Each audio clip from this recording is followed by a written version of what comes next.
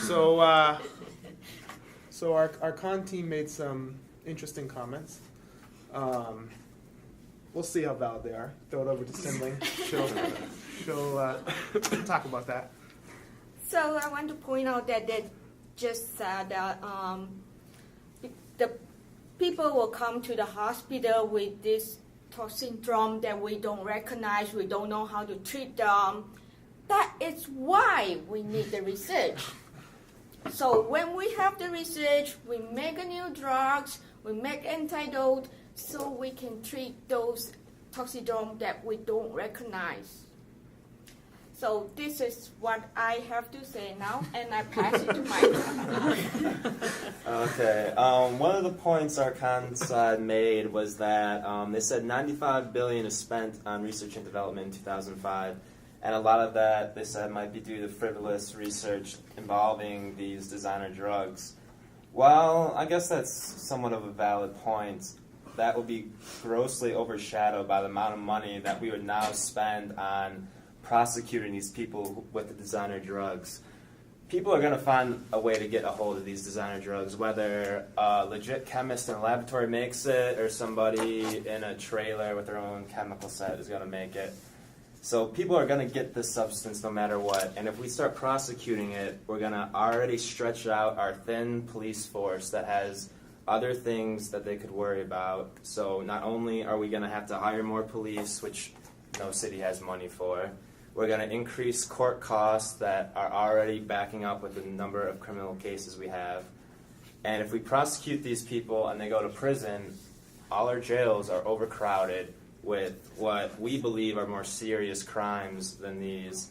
So we're going to have overcrowded prisons, we're going to have more money spent on court costs, legal appeals, all these things.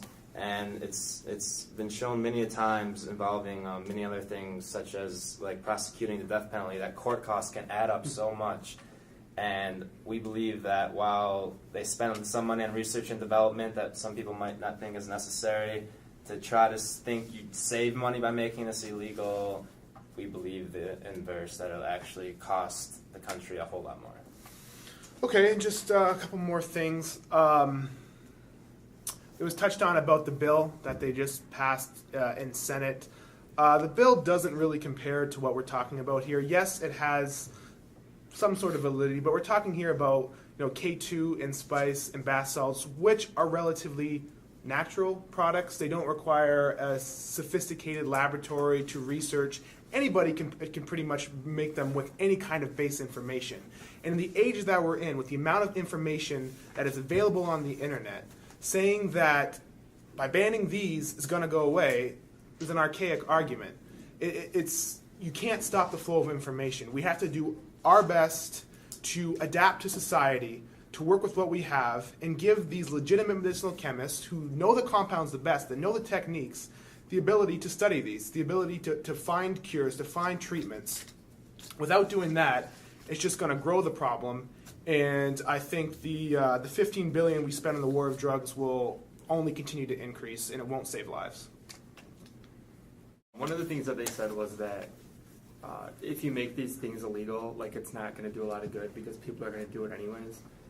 So, or that it wouldn't curb their use. But I mean, that's kind of like a defeatist attitude. Like you can't just say people are going to do it anyways. Let's not ban it, because we have things in this country that like already work. Like you can debate whether or not the war on drugs is working, but it's one thing to do that, and it's another thing to say like, let's just make all drugs. Let's just make heroin legal.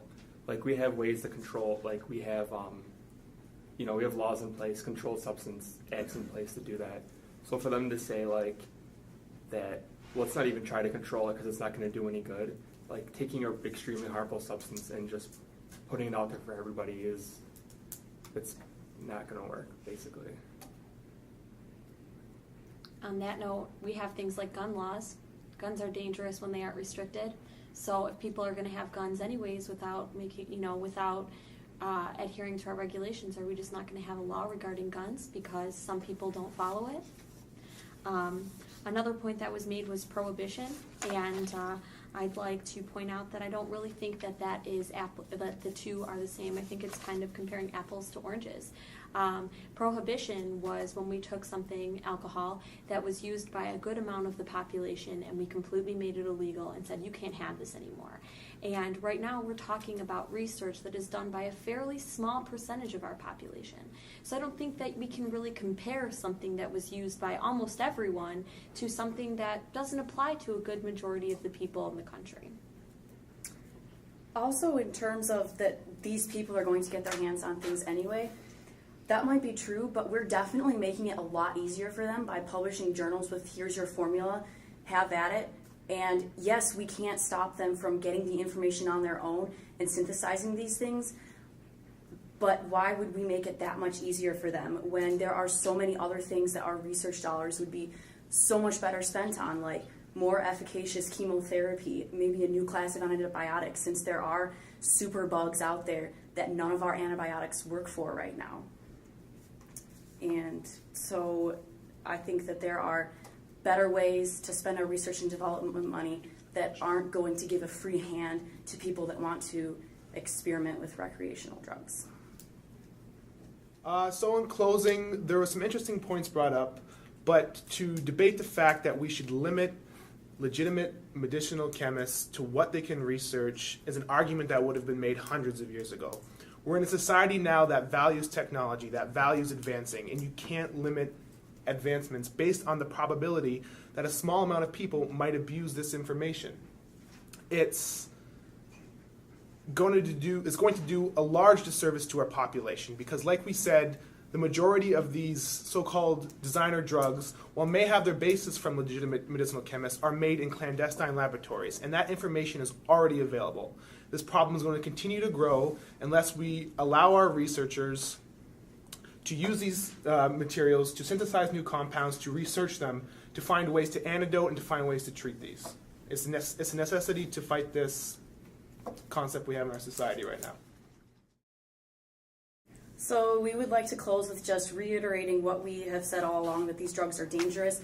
People can still get their hands on the formulas, but there are better things that we can be spending our research on than things that could potentially give them a hand in this and end up spending a lot more money trying to treat it and treat all the side effects and come up with ways to antidote what is an abuse in the first place. Kind of like a cyclical process, right? Are we going to start at the beginning and let people synthesize drugs that we eventually just have to spend more money researching because people are dying from their use? Why don't we nip it in the bud at the beginning and restrict and save our population all of the hassle and the time and money?